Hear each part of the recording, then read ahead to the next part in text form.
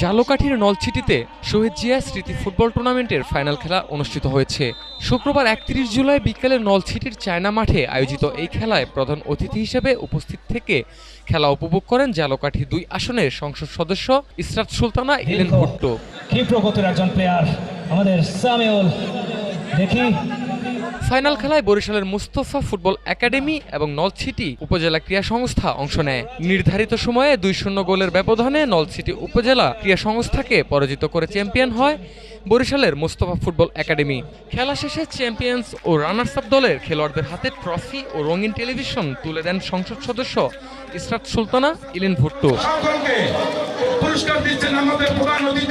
এ সময় তিনি নলছিটির চায়না মাঠের উন্নয়ন ও সংস্কারের জন্য নগদ ২ লাখ টাকার অনুদান ঘোষণা করেন। তিনি বলেন, ক্রীড়া যুব সমাজকে মাদক ও সন্ত্রাস থেকে দূরে রাখতে গুরুত্বপূর্ণ ভূমিকা পালন করে। বর্তমান সরকার খেলাধুলার উন্নয়নে গুরুত্ব দিচ্ছে। ফুটবল বাংলাদেশের একটি ঐতিহ্যবাহী খেলা। তৃণমূল থেকে ভালো খেলোয়াড় তৈরি হলে ভবিষ্যতে তারাই জাতীয় দলের দেশের প্রতিনিধিত্ব করবে। তিনি তরুণদের খেলাধুলায় আরো বেশি সম্পৃক্ত হওয়ার আহ্বান জানান।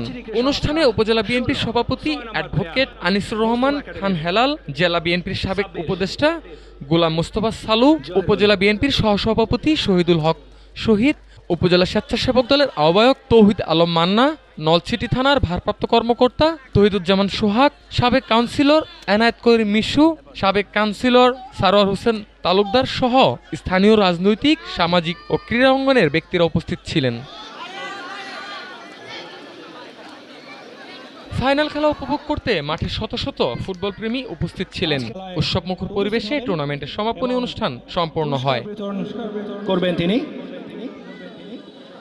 ঝালকাঠি থেকে মশিউর রহমান রাসেলের তথ্যচিত্রে মুকসুদুল হাসান মিঠু, ঢাকা টুডে।